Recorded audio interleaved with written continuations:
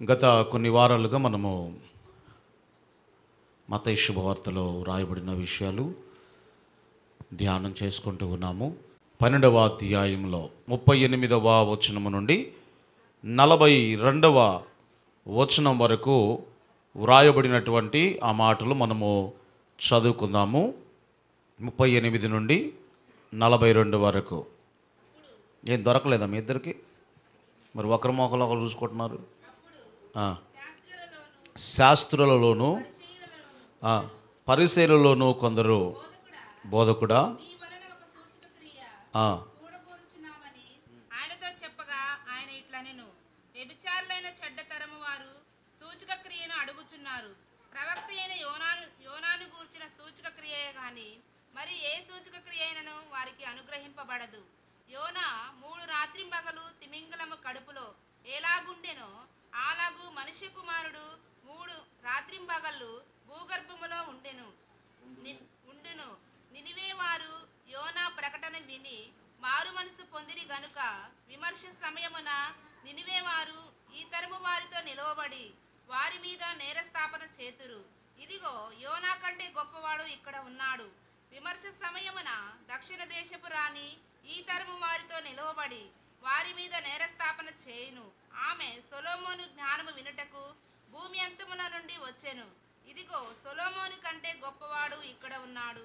ఆమేన్. దేవుడి వాక్యము ద్వారా మనతో మాట్లాడును గాక. రైట్, జాగ్రత్తగా దేవుని మాటలు విందాం. ఇవి కొంచెం నా వైపు చూస్తూ మీరు వింటేనే అర్థమవుతాయి. దిక్కులు చూస్తూ నిర్లక్ష్యంగా వింటే ఈ మాటలు మీకు అర్థం కావు. ఇక్కడ రాయబడినటువంటి మాటల్లో శాస్త్రుల్లో పరిసయ్యుల్లో కొందరు వచ్చి, బోధకుడా, నీ దగ్గర నుండి ఏదైనా ఒక సూచక క్రియ, ఏదైనా ఒక మహిమ మేము చూడాలనుకుంటున్నాము, ఒకసారి మాకు చూపించవా అని చెప్పి ప్రభువును అడిగారు. జాగ్రత్తగా గమనించండి. అంటే ఇది ఎలా ఉన్నది అంటే ఏదో ఒక మాయ, ఏదో ఒక మహిమ, మ్యాజిక్ చూపించవా అన్నట్లుగా. ఇది బిందులో చేయి పెట్టి ఇట్లా ఇట్లని బూడిద తీసి, లేకపోతే ఇట్లా ఇట్లని ఏదైనా ఒక ఉంగరం ఇట్లా ఇవ్వడమో, లేకపోతే ఇట్లా ఇట్లా అని గొంతులో నుంచి ఏదైనా రాయి బయటికి తీయటమో, ఇట్లాంటి మహిమలు, మ్యాజిక్ ఏదైనా ఒక మహిమ చూపించు అని ప్రభువుని అడుగుతూ ఉంటే, ప్రభు వారి ముఖాలు చూసి ఏమన్నాడు అంటే, వ్యభిచారులైనటువంటి చెడ్డతరము వారు సూచక క్రియ అడుగుచున్నారు అని ప్రభు చెప్పాడు. ఎంత కఠినమైనటువంటి మాట ప్రభు అక్కడ వాడాడు కదా. వ్యభిచారులైనటువంటి చెడ్డతరము వారు సూచక క్రియను అడుగుచూ ఉన్నారు అని ప్రభు అక్కడ జ్ఞాపకం చేస్తూ ఉన్నారు. జాగ్రత్తగా గమనించండి. యేసుక్రీస్తు వారు ఈ లోకానికి వచ్చింది ఆయన మహిమలేంటో చూపించడానికి, లేకపోతే ఆయన ఆమాయ ఈమాయ చేసి ప్రజలందరూ కూడా నన్ను ఫాలో కావాలి అని జనాభాను పెంచుకోవడానికి, అట్లాంటి మహిమలు చేయడానికి యేసయ్య రాలేదు. ఆయన దేవుని కుమారుడు అని నిరూపించబడినట్లుగా కొన్ని కార్యాలు జరిగాయి. అంత మాత్రమే కాదు, ప్రజల మీద కనికరపడి వారిని బాగు చేశాడు. అనేక మందిని ఆయన చూసి రోగులను స్వస్థపరిచాడు. ఎందుకొరకంటే వారి మీద ఆయన జాలి పడ్డాడు, కనికరపడి వారిని ఆయన బాగు చేశాడు. అంతేగాని ఆయన ఏదో మహిమలు చేయడానికి భూమి మీదకు రాలేదు. ఒక మాటలో చెప్పాలి అంటే, మహిమలు చేయడానికి యేసయ్య రాలేదు, నిన్నే ఒక మహిమగా మార్చడానికి యేసయ్య వచ్చాడు. ఆమె చెప్తే బాగుండేదే. ఇప్పుడు వద్దులే. రైట్, స్తోత్రం చెప్పండి గట్టిగా. మనకు అయ్యొద్దు, మాయలే కావాలా, అంతేనా? ఇటని రాళ్ళు తీసి, ఇటని రింగులు తీసి, బూడిద తీసి మీద పోసి 1 కేజీ బూడిద పూసేసి పంపిస్తే అది సరిపోద్ది మనకి, అంతేనా? యేసయ్య ఎందుకు వచ్చాడు? మహిమలు ఆయన ఏదో చేయడానికి, ఎవడో అడిగాడని ఇదిగో చూడు అని చెప్పేసి చూపించడానికి ఆయన రాలే. నిన్నే తనలాగా మార్చుకోవడానికి వచ్చాడు ఆయన. ఏ దేవుడైనా కోరుకుంటాడా? నా అంతటి మహిమ ఈ వ్యక్తికి రావాలి, నాలాగా ఎల్లకాలము ఈ వ్యక్తి నాతో జీవించాలి. ఇంకో మాట చెప్పాలి అంటే, నాతో సమానంగా ఈ వ్యక్తి జీవించాలి అని ఏ దేవుడైనా కోరుకుంటారా? అసలు దేవుళ్ళని పిలువబడిన వారు. కానీ ఈ దేవుడు కోరుకున్నాడు. ఆయన వచ్చినప్పుడట, ఆయన ఎంత మహిమ కలిగిన శరీరం కలిగి ఉన్నాడో అంత మహిమ కలిగిన శరీరాన్ని ఆయన మనకిస్తాడు అని ఫిలిప్పీ సంఘానికి ఉత్తరాన్ని వ్రాస్తూ పౌలు భక్తుడు ఆ విషయాన్ని జ్ఞాపకం చేస్తూ ఉన్నాడు. మరి ఇలాంటి దేవుడు ఎక్కడ దొరుకుతాడండి? ఆయన ఎందుకు వచ్చాడు అంటే మహిమలు చూపించడానికి కాదు. ఎందుకు వచ్చాడు ఆయన? మరలా చెప్తున్నా, నిన్నే ఒక మహిమగా మార్చడానికి, తన వలే మార్చుకోవడానికి యేసయ్య ఈ భూమి మీదకి వచ్చాడు. కానీ అయినా కూడా ప్రజలు ఏం అడుగుతున్నారు? ఆయన అద్భుతం చేయమని, ఏదైనా సూచక క్రియ చేయమని వారు అడిగారు. కాబట్టి ప్రభు చేయలేదు. వారి మీద కనికరపడి వారిని ఆయన ఏం చేశాడు? బాగు చేశాడు. అప్పుడు ఒక స్టేట్మెంట్ ఇచ్చాడు యేసయ్య. అదేమిటంటే అక్కడ రాయబడిన మాట, వ్యభిచారులైన చెడ్డతరము వారు సూచక క్రియను అడుగుచున్నారు. ప్రవక్త అయినటువంటి యోనాను గూర్చిన సూచక క్రియే కానీ ఇక ఏ సూచక క్రియ అయినను వారికి అనుగ్రహింపబడదు. ఏంటి యోనాను గూర్చిన సూచక క్రియ? యోనా అనే భక్తుడు గుర్తున్నాడా బైబిల్లో? మీకు గుర్తున్నాడా లేదా? గుర్తులేని వాళ్ళు చేయొత్తను. గుర్తులేని వాళ్ళు యోనా, బైబిల్లో యోనా అనే వ్యక్తి. మార్తమ్మ గారు గుర్తులేదా అమ్మా? బైబిల్లో యోనా. రైట్, నువ్వు చూడలేదులే, మేము కూడా చూడలే యోనా గారిని. బైబిల్లో ఆయన సువార్త ప్రకటించడానికి దేవుడు పంపిస్తే వేరొక స్థలానికి వెళ్ళి ఆ తర్వాత ఓడ అడుగు భాగానికి వెళ్ళి నిద్రపోయాడు. ఆ తర్వాత సముద్రంలో పడవేయబడినప్పుడు చేప వచ్చి ఆయనని మింగేసింది. ఆ చేప గర్భంలో నేను ఇవన్నీ చెప్పుకుంటూ పోవాలంటే 2 గంటల పట్టుద్ది నాకు ప్రసంగం. దేవునికి స్తోత్రం. యోనా అనగానే టక్కన మీకు మైండ్కి వచ్చింది అనుకోండి, ప్రసంగం ముందుకు వెళ్ళిపోద్ది. మరి యోనా ఎవరు అర్థం కాకపోతే ఇది అర్థం కాదు ముందు మనకి. ఆయనకి ఏం జరిగిందయ్యా అంటే, దేవుడు ఒక స్థలానికి వెళ్ళమంటే ఇంకో స్థలానికి వెళ్తున్నాడు. అక్కడ సువార్త ప్రకటన చేయలేదు. అదొక పెద్ద ప్రసంగం. మళ్ళీ ఎందుకు వెళ్ళలేదు అంటే, ఇశ్రాయేలు ప్రజలను అష్షూరీయులు ఏం చేశారు అంటే బానిసలుగా తీసుకొచ్చారు. అష్షూరు దేశానికి రాజధాని ఏమిటంటే నినివే పట్టణము. దేవుడంటే మా శత్రువులకు సువార్త ప్రకటించమంటాడు. వాళ్ళు సువార్త వినకూడదు, వాళ్ళు నాశనం కావాలి. అంటే యోనా దేశభక్తి కలిగిన వాడు. ఎవరు చెప్పండి? తన ప్రజల ఎడల దేశభక్తి కలిగిన వాడు. పోయి శత్రువులకు సువార్త ప్రకటించమంటాడేంటి? నినివే పట్టణస్థులు అన్యులు కదా, ఇశ్రాయేలు ప్రజలను బానిసలుగా చూసేవాళ్ళు కదా, వాళ్ళకు సువార్త ప్రకటించడం ఏంటి అనే ఉద్దేశంతో దేవుడు వెళ్ళమన్న స్థలానికి వెళ్ళకుండా వేరొక పట్టణానికి, తర్షీషు పట్టణానికి వెళ్ళడానికి ఓడ ఎక్కాడు. ఓడ అడుగు భాగానికి వెళ్ళాడు, నిద్రపోయాడు. ఆ తర్వాత తుఫాను వచ్చింది. ఎవరి ద్వారా వచ్చిందని చీటీలు వేశారు. చీటీ యోనా మీదకి వచ్చింది. ఆయన చెప్పాడు, నన్ను పట్టి సముద్రంలో పడవేయండి, అప్పుడు మాత్రమే తుఫాను ఆగిపోద్ది అంటే ముందు భయపడ్డారు. కానీ సముద్రంలో పడవేసిన తర్వాత తుఫాను ఆగిపోయింది. ఆ తర్వాత ఒక తిమింగళం లేదా ఒక చేప వచ్చి యోనాను మింగివేసింది. అది జరిగినటువంటి స్టోరీ. బైబిల్లో యోనా ఆ పుస్తకాన్ని మీరు చదువుకుంటే ఆ విషయాలు మీకు అర్థమవుతాయి. సో చదువు రాని వారు ఉన్నారు కాబట్టి చాలామందికి తెలియకపోవచ్చు. మా అత్తమ్మ గారు యథార్థంగా ఒప్పుకున్నారు. సో చదువు రాని వారు కొంతమంది ఉంటారు, వారికి తెలియదు కాబట్టి ఆ వివరణ మీకు ఇచ్చాను. ఇప్పుడు చేప కడుపులో ఎన్ని రోజులు ఉన్నాడు చెప్పాలి గట్టిగా? 3 రోజులు, 3 రాత్రింబవళ్ళు ఉన్నాడు. హమ్మింగ్ బాగా వస్తుంది. రైట్, ఈ 3 రాత్రింబవళ్ళు ఉన్నాడు కదా, చనిపోయాడా బ్రతికాడా చెప్పాలి గట్టిగా? 3 రాత్రింబవళ్ళు చేప గర్భంలో బ్రతికే ఉన్నాడు. ఆ తర్వాత చేప ఈ యోనాను కక్కివేసింది. మరలా వెళ్ళి అతడు నినివేకి వెళ్ళి సువార్తను ప్రకటించాడు. ఆ ప్రకటన విని నినివే పట్టణస్థులందరూ కూడా వారు ఉపవాసం ఉండి మారు మనసు పొందారు. దేవుని వైపు వారు త్రిప్పబడ్డారు. ఆమేన్ చెప్పండి గట్టిగా. రైట్, నినివే ఆ పట్టణానికి వెళ్ళి 2వసారి మరలా సువార్త ప్రకటించాడు. ఇప్పుడు మీరు సూచక క్రియ అడుగుతున్నారు కదా, ఈ యోనాకు సంబంధించిన సూచక క్రియ తప్ప మరేవి కూడా లేదు అన్నాడు. ఏంటా సూచక క్రియ? యోనా చేప కడుపులో ఏ రీతిగా 3 రాత్రింబవళ్ళు ఉన్నాడో అలాగే యేసుక్రీస్తు అంటే నేను కూడా, మనుష్య కుమారుడనైన నేను కూడా ఏమన్నాడు అక్కడ? 3 రాత్రింబవళ్ళు ఎక్కడ? సమాధిలో ఉంటాను అనలేదు. జాగ్రత్తగా మీరు చదివితే అక్కడ ఏమన్నాడు అంటే భూగర్భములో ఉంటాను అన్నాడు. ఆమేన్ చెప్పండి గట్టిగా. ఎక్కడ? బైబిల్ జాగ్రత్తగా మనం చదవాలి. అందుకే ఇందాక మీకు చెప్పా, యోనా చేప కడుపులో 3 రోజులు బ్రతికాడు, చనిపోయాడా? బ్రతికే ఉన్నాడు. ఆ సూచన తీసుకున్నాడు యేసయ్య. ఇప్పుడు ఈ లోకానికి ముఖ్యమైన సూచన ఏమిటంటే యోనా ఏ రీతిగా 3 రోజులు చేప గర్భంలో బ్రతికి ఉన్నాడో మనుష్య కుమారుడు కూడా భూగర్భంలో 3 రాత్రింబవళ్ళు ఉంటాడు అని చెప్పాడు. రైట్, ఇప్పుడు జాగ్రత్తగా గమనించండి. మనోళ్ళు ఈ లెక్కలేసేసి యేసయ్య సమాధిలో ఉంచబడ్డాడు కదా, రాత్రింబవళ్ళు అంటే బుధవారం నైట్ నుంచి లెక్కేస్తే 3 రాత్రులు 3 పగళ్ళు వస్తుంది. కాబట్టి యేసయ్య బుధవారం చనిపోయాడని ఒకళ్ళు, లేకపోతే గురువారం చనిపోయారని ఇంకొకళ్ళు. ఇక దీని మీద పెద్ద అంత థియాలజీ ఇదంతా కూడా. ఇది ఎలా ఉంటుంది అంటే బోడిగుండు మీద జుట్టు పీకినట్టుగా. బోడిగుండు మీద ఎంటికలు ఏమైనా ఉంటాయా? ఉండవు. ఏమి లేని దాంట్లోంచి పెద్ద థియాలజీ మళ్ళీ ఇది కూడా. మీకు అర్థం కావడానికి ఇప్పుడు నేను హైదరాబాద్ వెళ్ళాను అనుకోండి, శుక్రవారం సాయంత్రం వెళ్ళా, 3 వెళ్ళా అనుకోండి, 3 గంటలకు వెళ్ళి అక్కడ ఉన్నాను, శనివారం అక్కడే ఉన్నాను, ఆదివారం ఉదయం బయలుదేరాను. ఎవరైనా అడిగారు అనుకోండి ఎన్ని రోజులు ఉన్నావు హైదరాబాద్లో అంటే, ఒక 3 రోజులు ఉన్నా అంట. ఎన్ని రోజులు? 3 రోజులు అంటే 24 గంటలు లెక్కేసి అయిందా లేదా అట్లా కాదు, వ్యవహారిక భాషలో చెప్తామండి. ఇంకా మీకు అర్థం కావడానికి, మీరు అత్తగారింటికే వెళ్ళారనుకోండి సెలవులకి, ఎండాకాలం సెలవులను ఎప్పుడో ఒక 1 నెల రోజులు లేకపోతే ఒక 2 నెలలు ఉండాలి అనుకున్నారు, సమ్మర్ హాలిడేస్లో వెళ్ళారు. ఇంటి పక్కన కొంచెం పరిచయం అని వాళ్ళు ఉంటారు కదా, మామూలు నవ్వుకుంటూ అడుగుతూ ఉంటారు, ఎన్ని రోజులు ఉంటావయ్యా అని అడిగారు అనుకోండి, మీరు కరెక్ట్గా 31 రోజు లేకపోతే 24 రోజులు 25 రోజులు అని చెప్పరు. ఎట్లా చెప్తారు? ఒక 4 రోజులు ఉండి వెళ్దామని వచ్చామండి అంటారు. ఏమంటారు? మన భాషలో ఒక 2 రోజులు ఉండి వెళ్దామన్నాను అంటే, ఒక 2 రోజులు అంటే కొద్దిగా తక్కువ రోజులు అని అర్థం. 2 రోజులు అంటే 2 రోజులే కాదు, ఒక వారం రోజులు 4 రోజులు అని అర్థం కరెక్ట్గా ఆ భాషలో చెప్పాలి అంటే. ఒక 4 రోజులు ఉండి వెళ్తామండి అన్నారనుకోండి, 4 రోజులు అన్నారంటే కొంచెం ఎక్కువ. అర్థమైందా? అది 15 రోజుల 20 రోజుల అనేది అది ఎక్కువ.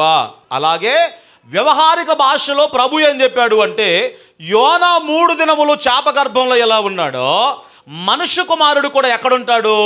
భూగర్భములో ఆయన ఉంటాడు అని లేఖన భాగంలో వ్రాయబడి ఉన్నది. ఇప్పుడు జాగ్రత్తగా గమనించండి. మరి ప్రభు అయినటువంటి యేసుక్రీస్తు వారు ఆయన చనిపోయిన తర్వాత ఆయన ఎక్కడికి వెళ్ళాడో, ఆయన ఏం చేశాడో ఆ విషయాలు నేను ఈరోజు మీతో చెప్పబోతున్నాను. జాగ్రత్తగా వింటే మీకు అర్థమవుద్ది. ఒకసారి దేవునికి స్తోత్రాలు చెల్లించుదామా? హల్లెలూయా. యేసుక్రీస్తు వారు శిలువ మీద చనిపోయిన తర్వాత ఆత్మస్వరూపిగా ఆయన ఎక్కడికి వెళ్ళాడో, ఆయన ఏం చేశాడో ఆ విషయాలు మనం నేర్చుకుందాం.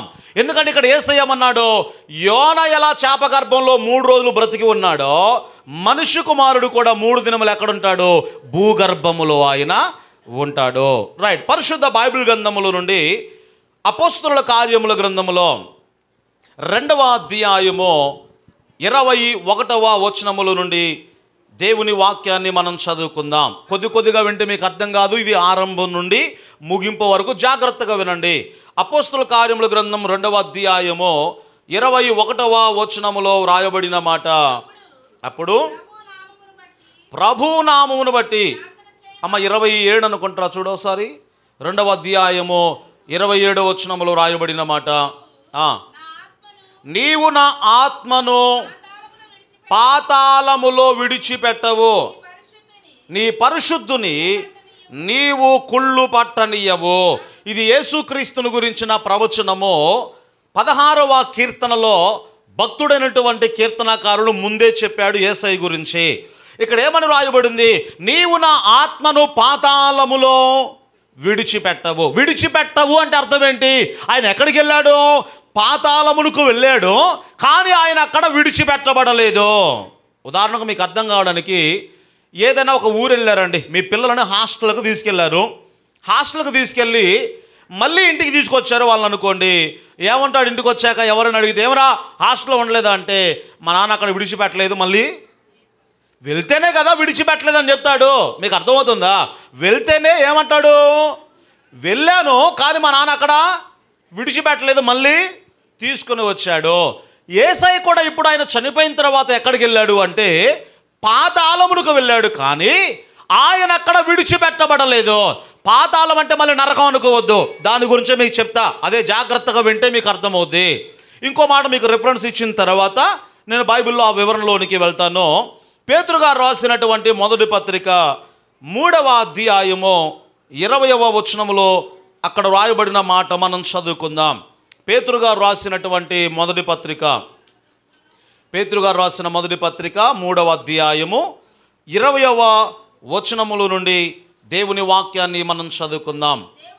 దేవుని దీర్ఘశాంతము ఇంకా కనిపెట్టుచూ ఉండినప్పుడు, పూర్వము నోవహు దినములలో ఓడ సిద్ధపరచబడుచు ఉండగా అవిధేయులైన వారి యొద్దకు, అనగా చెరలో ఉన్న ఆత్మల యొద్దకు. ఎక్కడకు? అందరు చెప్పాలి గట్టిగా. ఎక్కడకు? చెరలో ఉన్నటువంటి ఆత్మల యొద్దకు ఆయన, అంటే ఎవరాయన? ప్రభు అయినటువంటి యేసుక్రీస్తు వారు ఎలా వెళ్ళాడు? ఆత్మరూపిగానే వెళ్ళి వారికి ఆయన ప్రకటించాడు. రైట్. ఇదంతా మీకు అర్థం కావాలి అంటే ముందు పాతాళం గురించి చెప్తాను.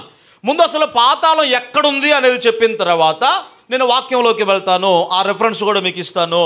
చూడండి ఒకసారి సామెతల గ్రంథముల నుండి 15వ అధ్యాయము 24వ వచనముల నుండి దేవుని వాక్యాన్ని మనం చదువుకుందాం. సామెతల గ్రంథం 15వ అధ్యాయము 24వ వచనములో వ్రాయబడిన మాట. ఎక్కడుంది పాతాళం? చూడండి అక్కడ. మళ్ళీ చదవమ్మా. మళ్ళీ చదువు. ఎక్కడుంది? ఇప్పుడు చెప్పండి, ఎక్కడుందట పాతాళము?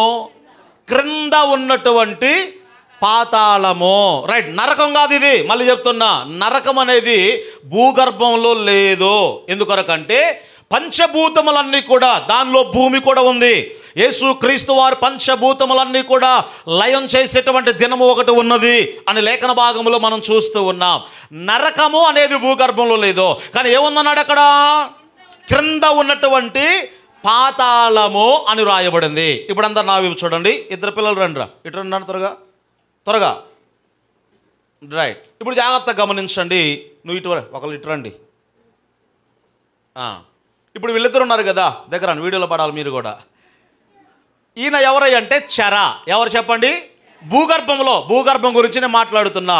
ఎందుకంటే యేసయ్య భూగర్భంలో ఉన్నాడు కదా 3 దినములో. ఇదేంటి చెప్పండి? చెర. ఏంటి చెర అంటే? పాత నిబంధనలో ఆదాము మొదలుకొని శిలో మీద దొంగ వరకు పరలోకానికి వెళ్ళడానికి అర్హత కలిగిన భక్తి చేశారు చూసారా? ఆ ఆత్మలు ఉండే స్థలాన్ని ఏమన్నారు అంటే చెర.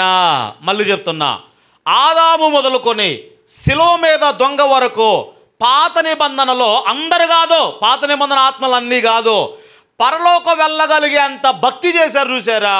ఏది? నోవహు కానీ, అబ్రహాము కానీ, కొంతమంది భక్తులు మోషే కానీ, దావీదు కానీ, ఇలాంటి భక్తులు ఉన్నారు చూసారా? ఆ ఆత్మలు ఉండే స్థలాన్ని ఏమన్నారు అంటే చెర. అందరు చెప్పండి. ఇది చెర. ఈ వైపున ఏమున్నది అంటే పాత నిబంధనలోనే పాపం చేస్తూ చనిపోయారు చూసారా? ఆ ఆత్మలు ఉన్నటువంటి స్థలము, ఆ ఆత్మలో బంధించబడిన స్థలాన్ని ఏమన్నారు అంటే పాతాళము అన్నారు. ఏమన్నారు? ఇదంతా పాతాళమే, కానీ అందులో కొన్ని భాగాలు ఉన్నాయి. 4 భాగాలు ఉన్నాయి. మళ్ళీ చెప్తున్నా, ఎన్ని భాగాలు? 4 భాగాలు. పాతాళములో 4 భాగాలు. ఇదేంటి? ఎవరున్నారు ఈ చెరలో? మీరు మాట్లాడితే మీకు అర్థమైందని నాకు అర్థమవుద్ది. ఆత్మలన్నీ కాదు, పాత నిబంధన ఆత్మలన్నీ కాదు, పరలోకం వెళ్ళగలిగేంత భక్తి చేశారు చూసారా? భక్తులు ఎవరో దావీదు కానీ, మోషే కానీ, కొంతమంది భక్తులు ఉన్నారు చూసారా? వాళ్ళు ఆత్మలు ఉన్న స్థలాన్ని ఏమన్నారు? చెర. అమ్మ అందరు నా వైపు చూడండి. ఇటువైపున ఎవరున్నారు? పాతాళంలో ఎవరున్నారు? పాత నిబంధన ఆత్మలే, కానీ పాపం చేస్తూ చనిపోయారు చూసారా? ఆ ఆత్మలో. ఈ 2 ఎక్కడ ఉన్నాయి? భూగర్భంలోనే. ఎక్కడ? భూగర్భంలోనే. మరి మధ్యలో ఏముందయ్యా అంటే అబ్రహాము ధనవంతుడితో చెప్పాడు చూసారా? ఇక్కడ వారు అక్కడికి వెళ్ళడానికి, అక్కడ వారు ఇక్కడికి రావడానికి మధ్యలో ఏముంది అంటే ఇది అగాధము. ఏం చెప్పండి? అగాధం ఉంది. ఈ పాతాళంలో ఉన్నవారు ఇక్కడికి రాలేరు, చెరలోనికి రాలేరు. ఇక్కడ ఉన్నవారు ఇక్కడికి రాలేరు. యేసయ్య చెప్పాడు కదా బైబిల్లో, అబ్రహాము రొమ్ము అని కూడా పిలువబడుతూ ఉంది. లాజరు అక్కడ విశ్రాంతి పొందుచూ ఉన్నాడు. అయితే ఇందులో ఉన్న ధనవంతుడు ఇక్కడ ఉన్నటువంటి లాజరును చూసి, అబ్రహామా లాజరును పంపించవా, అతని చిటికిన వేలు నేలలో ముంచి నా నాలుక మీద వేయమని చెప్పవా అని వేడుకున్నాడు కదా. అంటే 2 పక్కపక్కనే ఉన్నాయి. ఆత్మ దృష్టితో చూడగలుగుతున్నాడు ధనవంతుడు. అర్థమవుతుందా? ఆత్మ దృష్టితో చూడగలుగుతున్నాడు. ఎక్కడ? చెరలో ఉన్నటువంటి ఆత్మలను. మళ్ళీ చెప్తున్నా, ఇదేంటి మీరు చెప్పండి. ఇప్పుడు పాత నిబంధన భక్తులు ఉండేటువంటి ఆత్మలు ఉన్న చెర. ఇక్కడేంటి? పాపం చేస్తూ చనిపోయిన పాత నిబంధన ఆత్మలు. అఫ్ కోర్స్ ఇప్పుడు కొత్త నిబంధన ఆత్మలు కూడా ఉన్నాయి అనుకోండి అక్కడ. రైట్. మధ్యలో ఏముంది? అగాధము. ఈ 3 అర్థమయ్యాయి కదా. మరి ఆ క్రింద ఏముందయ్యా అంటే కటిక చీకటి కలిగిన బెలము అన్నారు దాన్ని. ఏది? ఈ మూడింటి కింద, ఇక దానిని అగాధము అన్నారు చూసారా. కటిక చీకటి కలిగిన బెలము అన్నారు చూసారా. అది ఎంత భయంకరంగా ఉంటుంది అంటే అందులో ఎవరు బంధించబడ్డారు? మరి అందులో ఎవరు బంధించబడ్డారు అంటే చూడండి ఒకసారి, యూదా పత్రిక 6వ వచనం. ఎన్నో అధ్యాయం అని అడగకుండా 6వ వచనం చదవండి. 1వ అధ్యాయం ఉంటుంది, ప్రకటన గ్రంథానికి ముందు ఉంటుంది పుస్తకం. అది బైబిల్లో చివరి పుస్తకమైన ప్రకటన గ్రంథం ఉంటుంది చూసారా, దానికి ముందు యూదా పత్రిక ఉంటుంది. 6వ వచనాన్ని మనం చదువుకుందాం. అందరూ చూడాలి ఈ మాటలు. చదవమ్మా. మరియు తమ ప్రధానత్వమును నిలుపుకొనక తమ నివాస స్థలమును విడిచినటువంటి దేవదూతలను దినమున జరిగేటువంటి తీర్పు వరకు కటిక చీకటిలో నిత్య పాశములతో ఆయన ఏం చేశాడు? బంధించి భద్రము చేసెను. ఎక్కడా? ఈ చెరకు, ఈ పాతాళానికి మధ్యలో అగాధం ముందు చూసారా, ఈ మూడింటికి కింద ఉందట కటిక చీకటి కలిగిన బెలము. ఆ బెలములో ఎవరిని భద్రపరిచాడు అంటే లూసిఫర్ దేవదూతతో పాటు కొంతమంది దేవదూతలు త్రోయబడ్డారు కదా, అపవిత్రాత్మలుగా మార్చబడ్డారు వారు. కొంతమందిని రిలీజ్ చేశాడు యేసయ్య, అనుమతి ఇచ్చాడు. కానీ కొంతమంది ఏమో మరి భయంకరమైనటువంటి అపవిత్రాత్మలో వారిని మాత్రం ఏం చేశాడు? చెప్పాలి గట్టిగా, సీల్ వేశాడంతే, బంధించి ఉంచాడు. ఎంతవరకు? తీర్పు వరకు కూడా ఈ అపవిత్రాత్మలు కొంతమంది ఎక్కడ ఉండాలి చెప్పండి? ఈ లోయలో, అంటే శూన్యములో వారు అక్కడే భద్రపరచబడి ఉన్నారు. అర్థమైన వారు ఆమేన్ చెప్పండి గట్టిగా. ఇంకో రెఫరెన్స్ ఇస్తాను మీకు. పేతురు గారు రాసినటువంటి 2వ పత్రిక, త్వరగా చూడండి. పేతురు గారు రాసినటువంటి 2వ పత్రిక 2వ అధ్యాయము 4వ వచనముల నుండి దేవుని వాక్యాన్ని మనం చదువుకుందాం. ఎవరు పాపం చేసినప్పుడు? దేవదూతలు పాపము చేసినప్పుడు దేవుడు వారిని విడిచిపెట్టక పాతాళలోకమందలి, పాతాళంలో కాదు, ఎక్కడన్నాడు? పాతాళలోకమందలి కటిక చీకటి కలిగిన బెలములోనికి వారిని త్రోసి తీర్పుకు కావలిలో ఉంచుటకు వారిని ఏం చేశాడు? అప్పగించాడు. అంటే కొంతమంది దూతలు, త్రోయబడిన దూతలు ఎక్కడున్నారు? పాతాళలోకమందలి కటిక చీకటిలో వారు బంధించబడి ఉన్నారు. ఇప్పుడు అర్థమైందా మీకు? పాతాళ లోకంలో ఉన్న 4 భాగాలు ఏం చెప్పండి ఒకసారి? 4 భాగాలు. ఈ భాగం ఏంటి? ఎవరున్నారు ఈ చెరలో? పాత నిబంధన భక్తుల ఆత్మలో. ఈ వైపున పాతాళము. ఇందులో ఎవరున్నారు? పాత నిబంధన భక్తులే కాదు, యేసయ్య శిలువ మీద మరణించిన తర్వాత ఇప్పుడు వరకు ప్రభువుని ఎరగకుండా చనిపోయిన ఆత్మలో ఎక్కడ బంధించబడ్డాయి? ఇంకా నరకానికి వెళ్ళలేదు. నరక తీర్పు అప్పుడే కాదు, మీకు చెప్తా దాని గురించి కూడా. ఇప్పుడు పాతాళములో వారు బంధించబడ్డారు. అయితే మధ్యలో ఏముంది? ఈ రెండింటికి మధ్యలో అగాధం ఉంది. ఇక్కడ వారు ఇక్కడికి రాలేరు, ఇక్కడ వారు ఇక్కడికి రాలేరు. అబ్రహాం ఆ మాట చెప్పాడు ధనవంతుడితో. లూకా శుభవార్తలో మీరు చదువుకుంటే 16:26లో ఆ మాట రాయబడింది. ఈ మూడింటికి కింద కటిక చీకటి కలిగిన బెలవందు చూసారా, అందులో ఎవరున్నారు? 2 రెఫరెన్సులు చదివించా కదా. అందులో ఎవరున్నారు? సాతానుతో పాటు త్రోయబడిన దూతల్లో డేంజరస్ దూతలు అంటారు చూసారా, అపాయకరమైన దూతలను మాత్రమే దేవుడు కట్టిక చీకటిలో ఆయన ఏం చేశాడు? బంధించి ఉంచాడు. మరి లూసిఫర్ దేవతతో కూడా డేంజరేగా అంటే వాని యొక్క శత్రువు అయినటువంటి సాతాను తలను యేసయ్య సిలువలో ఏం చేశాడు అంటే చెతకబొడిచాడు. ఇప్పుడు సాతానుడు ఎవడయ్య అంటే ఉన్నాడు కానీ వాడు పవర్లెస్. ఎవరు చెప్పండి? పవర్లెస్. ఎలా పవర్లెస్ అయ్యాడు? క్రీస్తును మనం అంగీకరిస్తే, ఆ పార్టీలోనికి వెళ్తే ఇక మన మీద వానికి అధికారం అనేది లేదు. వాడు ఓడిపోయినటువంటి శత్రువు. ఆమేన్ చెప్పండి గట్టిగా. రైట్. ఇప్పుడు జాగ్రత్తగా గమనించండి. ఈ 4 భాగాలు అర్థమయ్యాయి మీకు? మళ్ళీ చెప్పనా? అర్థమయ్యాయా? వ్యర్థమయ్యాయా? రైట్, అర్థమయ్యాయి. అయితే ఇప్పుడు యేసుక్రీస్తు వారు ఎక్కడికి వెళ్ళాడో పేతురు గారు రాసిన 2వ పత్రికలో 3వ అధ్యాయములో 20వ వచనంలో ఇందాక మనం చదువుకున్నాం కదా, మరొకసారి ఆ మాట చదవండి. పేతురు మొదటి పత్రిక అనుకుంటా, మొదటి పత్రిక 3వ అధ్యాయము 20వ వచనంలో ఇందాక మనం చదువుకున్న మాట, దీర్ఘశాంతము కనిపెట్టుచుండినప్పుడు పూర్వము నోవహు దినములలో ఓడ సిద్ధపరచబడుచు ఉండగా అవిధేయులైన వారి యొద్దకు అనగా ఎక్కడికి వెళ్ళాడు ఆయన? చెరలో ఉన్నటువంటి ఆత్మల యొద్దకు. ఆయన ఆత్మరూపిగానే వెళ్ళి వారికి ప్రకటించెను. అంటే అంత కలిపి మాట్లాడాడు. అవిధేయులు అంటే పాతాళంలో ఉన్న ఆత్మలు, ఈ ఆత్మలు అన్నీ కలిపి మాట్లాడాడు. కానీ ఇప్పుడు యేసయ్య ఎక్కడికి వెళ్ళాడు అంటే పాత నిబంధన ఆత్మల దగ్గరకు వెళ్ళాడు. అర్థమైన వారు ఆమేన్ చెప్పండి గట్టిగా. ఎక్కడికి వెళ్ళాడు? రైట్. మరి వెళ్ళి ఏం చేశాడు ఆయన? అక్కడే ఉంది కదా, ఏం చేశాడు ఆయన? ప్రకటించుకున్నాడు. ఏం ప్రకటించుకున్నాడో ఇక్కడైతే వ్రాయబడలేదు, కానీ బహుశా ఇది జరుగుండొచ్చు. ఏంటంటే ఆదాము దగ్గర నుండి, ఆదామా నువ్వు పాపం చేసావు కదా, మొదటి మనిషిగా దేవుడు నిన్ను చేశాడు కదా, నువ్వు పవిత్రంగా ఉండాలని దేవుడు చేశాడు. కానీ దేవుని దృష్టికి నువ్వు పాపం చేశావు. ఆ పాపాన్ని పరిహరించడానికి నేను కడపటి ఆదాముగా వచ్చాను. ఆ పాపాన్ని పరిహరించడానికి మనిషిగా నేను రావాల్సి వచ్చింది.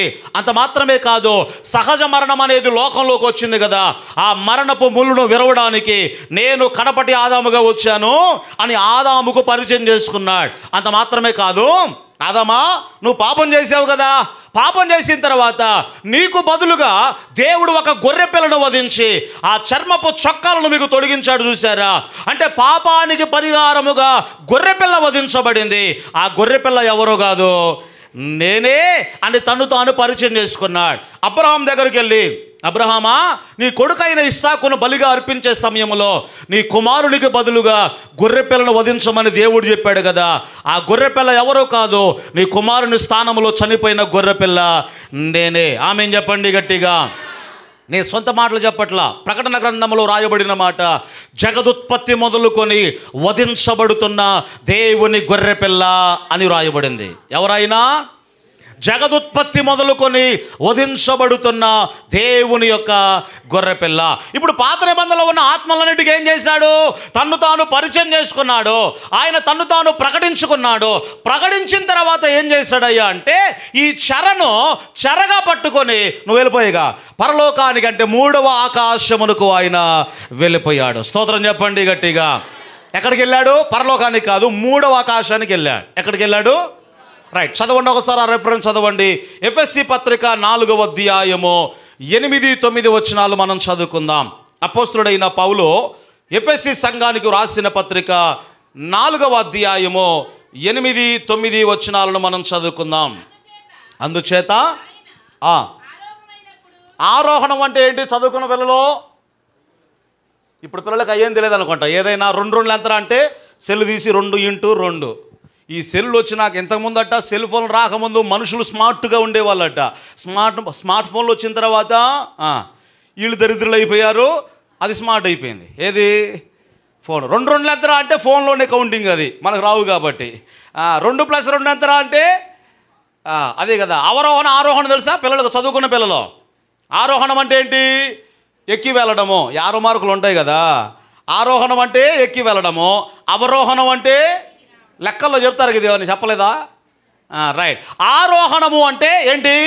ఎక్కి వెళ్ళడం. చదవమ్మ ఒకసారి. 4వ అధ్యాయములో 8-9 వచనాల్లో రాయబడిన మాట. అందుచేత ఆయన ఆరోహణమైనప్పుడు ఏం పట్టుకున్నాడు? అందరు చెప్పాలి గట్టిగా. ఏం పట్టుకొని వెళ్ళాడు?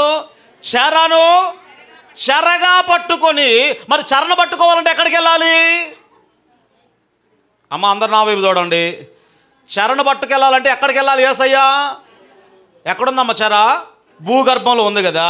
ఆయన ఆరోహణమై వెళ్ళేటప్పుడు చెరగా పట్టుకెళ్ళాలి కాబట్టి ఆయన భూగర్భంలోనికి వెళ్ళాడు. కింద వచనాలు చదవండి ఒకసారి. అక్కడ ఆరోహణమాయను అనగా ఆయన భూమి యొక్క కింది భాగములకు దిగినని అర్థం ఇచ్చు ఉన్నది కదా. ఆమేన్ చెప్పండి గట్టిగా. ఆరోహణమై వెళ్ళేటప్పుడు యేసయ్య ఎక్కడికి వెళ్ళాడు? చెప్పాలి గట్టిగా. అది భూగర్భములోనికి ఆయన వెళ్ళాడు. భూగర్భములోనికి వెళ్ళి ఏం చేశాడు?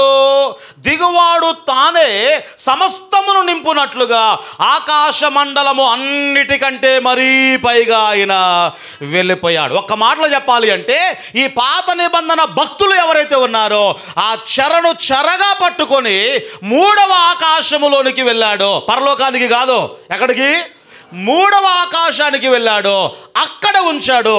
ఇప్పుడు దానిని కొత్త నిబంధనలో ఏమని పిలుస్తున్నారు అంటే పరదైసు అని పిలుస్తున్నారు. స్తోత్రం చెప్పండి గట్టిగా. ఏమని పిలుస్తున్నారు? పరదైసు. ఇప్పుడు పాత నిబంధన భక్తులే కాదు, అక్కడ ఎవరున్నారు? మనకు ముందు చనిపోయిన ప్రభువునందు నిద్రించిన వారందరూ కూడా ఆ పరదైసులో వారు ఏం పొందుతున్నారు? విశ్రాంతిని పొందుతున్నారు. ఇప్పుడు ఆ పరదైసు అనేది భూమి కింది భాగాల్లో లేదు. ఎక్కడుంది? ఆకాశం అంటే మళ్ళీ ఈ ఆకాశం కాదు, 3 ఆకాశాలు ఉన్నాయి బైబిల్లో. మొదటి ఆకాశము విశ్వ ఆకాశము, దాని అంతే అసలు ఎవడికి తెలియదు. ఆ అంతు తెలియక ఒకడు వెళ్ళాడండి, రష్యా దేశం నుండి రాకెట్ వేసుకుని అంతరిక్షంలోకి పోయి యూరి గగారిన్ ఏదో అని పేరు, అంతరిక్షంలోకి పోయి వచ్చి ఏమన్నాడు తెలుసా?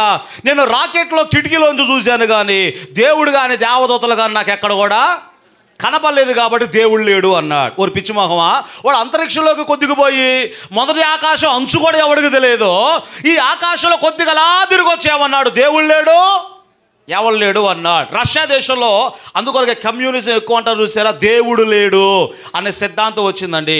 కానీ కొన్ని రోజుల తర్వాత అంతరిక్షంలోకి కాదు, అసలు భూమి మీద నుండి అంతకంటే పైగా చంద్రమండలం మీదకి వెళ్ళాడు. అమెరికా దేశం నుండి నీల్ ఆర్మ్స్ట్రాంగ్ అనబడినటువంటి ఒక వ్యక్తి చంద్రుని మీద అడుగుపెట్టి అక్కడ నుండి భూమిని చూశాడట. ఈ గ్రహాలన్నీ చూశాడు, వాటి కక్షలు ఎంత చక్కగా తిరుగుతున్నాయి, భూమి కూడా ఎంత అందంగా కనబడుతున్నాడో అదంతా చూసి అక్కడ నుండి ఆయన ఏం చేశాడు అంటే ఆది కాండము 1వ అధ్యాయము చదివాడు. ఆది యందు దేవుడు భూమి ఆకాశములను సృజించెను అని చెప్పాడు. ఆమేన్ చెప్పండి గట్టిగా. ఇక్కడెక్కడ తిరిగినోడు ఏం చెప్పాడు? దేవుడు లేడు అన్నాడు. కానీ చంద్రుని మీద అడుగుపెట్టినటువంటి నీల్ ఆర్మ్స్ట్రాంగ్ ఏం చెప్పాడు అంటే దేవుడు ఉన్నాడు. ఏం చెప్పాడు? దేవుడు ఉన్నాడు. మీరు యూట్యూబ్లో కొడితే ఆయన అక్కడి నుండి చదివినటువంటి వాక్యం ఇంగ్లీష్లో రికార్డ్ చేశారండి. ఆది కాండం 1వ అధ్యాయము ఆ యొక్క 1వ వచనాన్ని అక్కడి నుంచి చదివాడు ఆయన. ఎందుకు ఈ మాట చెప్తున్నాను అంటే ఆయన ఇప్పుడు 3వ ఆకాశానికి వెళ్ళాడు. మొదటి ఆకాశమే అంతు చెక్కదు ఎవడికి అసలు. మీకు అర్థమవుతుంది, మొదటి ఆకాశమే ఎవడికి అంతు చెక్కదు. ఎంత పెద్దదో మీకు చెప్పా. నక్షత్రం చూసారా, భూమి కంటే 1000 రెట్లు పెద్దదండి. ఒక నక్షత్రం భూమి కంటే 1000 రెట్లు పెద్దది కదా. మరి అలాంటి నక్షత్రాలు ఎన్నున్నాయి? మన పాలపుంతలో కొన్ని కోట్ల నక్షత్రాలు ఉన్నాయి.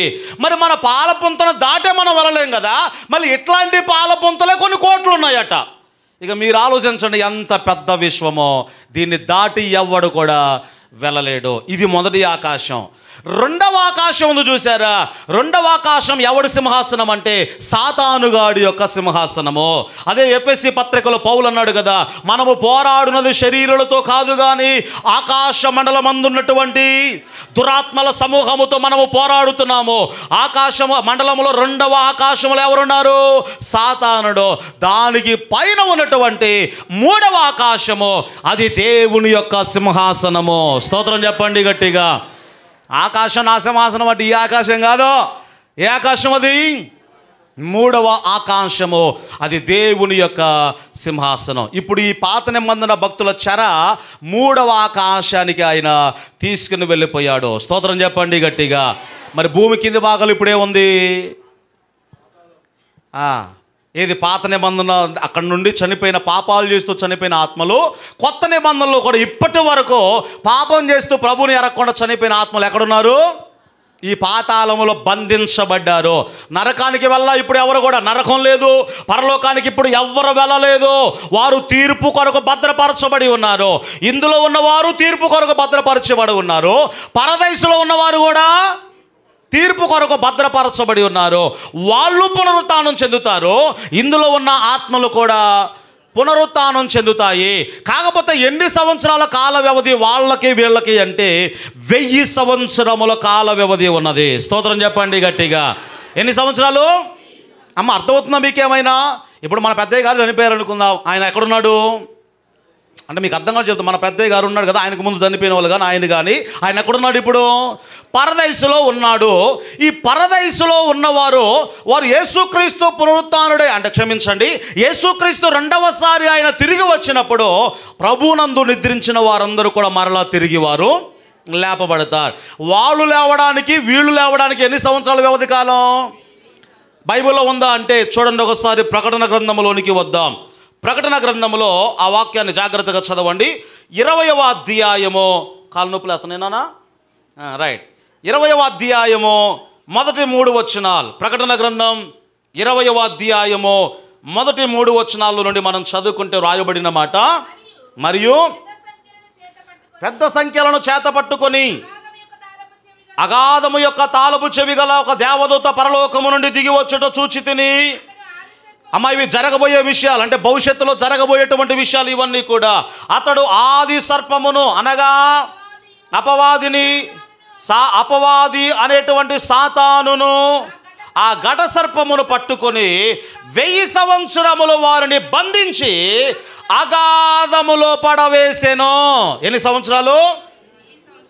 యేసయ్య వచ్చినప్పుడు మొదటి పునరుత్థానంలో మనం లేస్తాం కదా, ప్రభువుని ఎదుర్కొంటాం కదా. అయితే సాతానుడు యేసయ్య ఏం చేస్తాడు అంటే కట్టిక చీకటి కలిగిన బెలములో ఏం చేస్తాడు? ఆయన బంధించి వేస్తాడు. ఎన్ని సంవత్సరాలు? 1000 సంవత్సరాలు.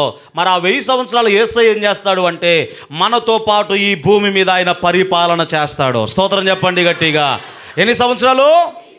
1000 సంవత్సరములో.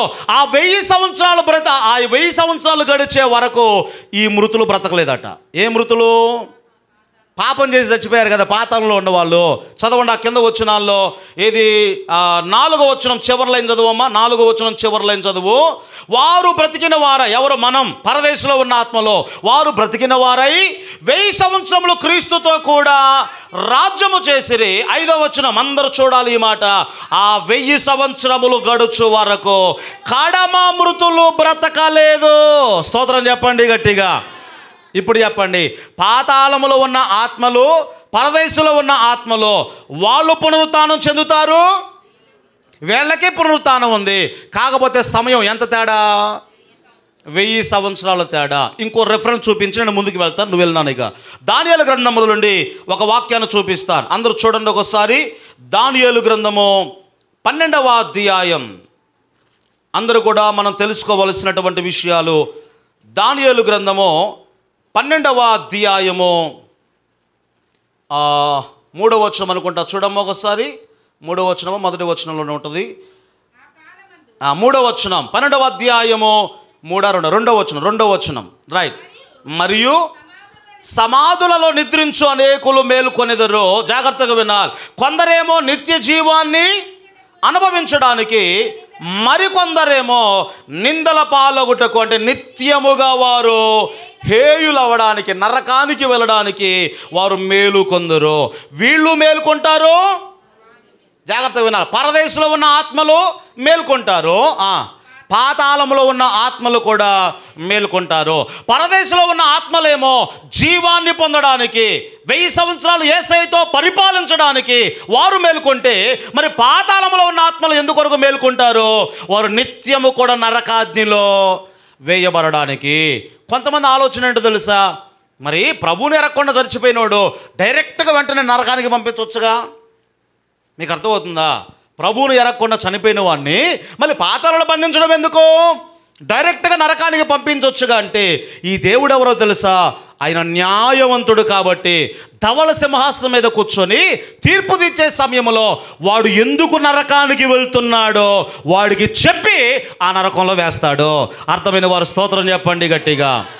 మళ్ళీ చెప్తున్నా, నువ్వెందుకు నరకానికి పోతున్నావు నీకు తెలియాలరా అని చెప్పి, ఇదిగో ఫలానా సమయంలో సువార్తను తృణీకరించావు, నీ జీవితం ఇలా ఉన్నది అని చెప్పి వాడు ఎందుకు నరకానికి పోతున్నాడో ఆ విషయాన్ని తెలియపరచి ఆ వ్యక్తిని ఏం చేస్తాడు?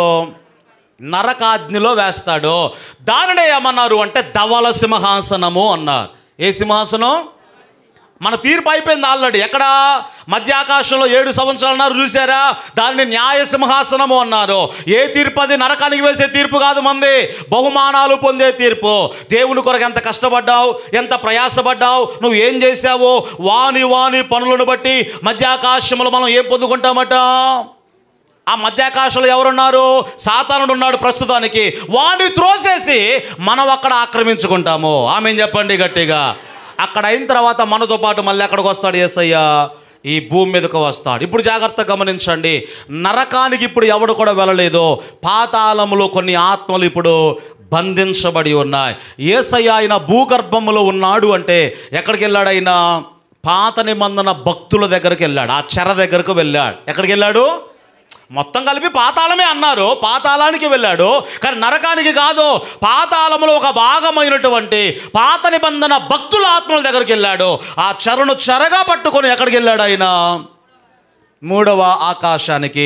మరి మూడవ ఆకాశంలో ఉందని మనకేం తెలుసు అంటే, అపోస్తుడైన పౌలు కొరింథీ సంఘానికి ఉత్తరాన్ని రాస్తూ తన 2వ పత్రికలో 12వ అధ్యాయంలో ఏం చెప్పాడు అంటే, ఇదిగో నేను ఒక ప్రత్యక్షత చూశాను, మూడవ ఆకాశంలో ఉన్న పరదైసులోనికి నేను వెళ్ళాను అన్నాడు. ఆమేన్ చెప్పండి గట్టిగా. అంటే ఇప్పుడు పరదేశం ఎక్కడ ఉంది? రైట్. పరదేశం అంటే అసలు అర్థమైందా మీకు? అమ్మా మీకు అర్థమయ్యే స్టైల్ చెప్తా. ఎప్పుడైనా మీరు రైల్వే స్టేషన్కి వెళ్ళారా? రైల్వే స్టేషన్ ట్రైన్ ఎక్కారా? ఎప్పుడైనా ఎక్కారా? ఎక్కలేదా? అస్సలు ఎక్కనోళ్ళు ఉన్నారు ఎవరైనా? రైలు ఎక్కనోళ్ళు. రైట్. రైల్వే స్టేషన్లో ఏముంటుందంటే, మీరు టికెట్ తీసుకున్నారండి, టికెట్ తీసుకున్నారు, మీరు ఎక్కడికో హైదరాబాద్ వెళ్ళాలనుకోండి. ఈ ట్రైన్ ఎక్కడి నుంచి? విజయవాడ నుంచి వస్తూ ఉంది. మీరు ఎక్కాల్సినటువంటి ట్రైన్ కొంచెం ఆలస్యమైంది, ఒక 3 గంటల ఆలస్యం అని చెప్పాడు. 3 గంటలు ఆలస్యమైంది. ఆలస్యమైనప్పుడు రైల్వే స్టేషన్లో ఏముంటాయంటే, వేచి ఉండే గది అని ఉంటుంది. తెలుసా మీకు? అంటే టికెట్ కొన్నవాడు ఏం చేస్తాడు అంటే, ఆ వేచి ఉండే గదులోకి వెళ్ళి ఫ్యాన్ వేసుకొని చక్కగా కాసేపు విశ్రాంతి తీసుకుంటాడు. ఎప్పటి వరకు? ఆ ట్రైన్ వచ్చేంత వరకు. ఇప్పుడు ప్రభువుని ఎరిగి చనిపోయారు చూసారా? ప్రభువుని ఎరిగి చనిపోయిన వారందరూ కూడా ఎక్కడున్నారు అంటే, ఆ పరదేశం అనబడిన వేచి ఉండే గదిలో ఉన్నారు. ఆమేన్ చెప్పండి గట్టిగా. ఎక్కడున్నారు? ఇప్పుడు మన జాకబాయి గారు ఉన్నారు అనుకుందాం, ఆయనకు ముందు ఇంకా కొంతమంది ఆత్మలు ఉన్నాయి కదా, అందరు ఎక్కడున్నారు? ఇప్పుడు వేచి ఉండేటువంటి ఆ గదిలో ఉన్నారు. ఎంతకాలం అయ్యా అంటే, ట్రైన్ వచ్చే వరకు. ఏంటా ట్రైను? యేసుక్రీస్తు 2వ రాకడ ఉంది చూసారా? ఆయన వచ్చేంత వరకు పరదేశంలో ఉన్న వారందరూ కూడా వారు ఎలా ఉంటారు? నిద్రలో ఉంటారు. వారికి ఏమీ కూడా తెలియదు. ఆమేన్ చెప్పండి గట్టిగా. నిద్రపోయినోడికి ఏమైనా తెలుసా? ఏం తెలియదు. నిద్రపోయినోడికి ఏం తెలియదు. పరదేశంలో ఉన్న ఆత్మలు కూడా ఎలా ఉన్నారు అంటే, వారు నిద్రలో ఉన్నారు. ఎంతవరకు? యేసుక్రీస్తు వారు 2వసారి వచ్చేంత వరకు కూడా వారు వేచి ఉన్నారు. ఆ విషయాన్ని మనమందరూ కూడా గ్రహించాలి. కనుక ప్రభునందు ఆత్మీయులరా, యేసుక్రీస్తు వారు ఆయన ఏమిస్తున్నాడు లోకానికి సూచన అంటే, యోనా చాప గర్భంలో ఎలా ఉన్నాడో, మనుష్య కుమారుడు కూడా 3 దినములు భూగర్భంలో ఉంటాడు. ఆయన భూగర్భంకి వెళ్ళి ఏం చేశాడు అంటే, ఇదే చెరను చెరగా పట్టుకొని ఆయన పరలోకానికి తీసుకొని వెళ్ళిపోయాడు. ఇక మిగతా విషయాలు ఏవైతే ఉన్నాయో వచ్చే వారం ధ్యానం చేసుకుందాం. దేవుని కృప మనందరికీ తోడై నడిపించును గాక.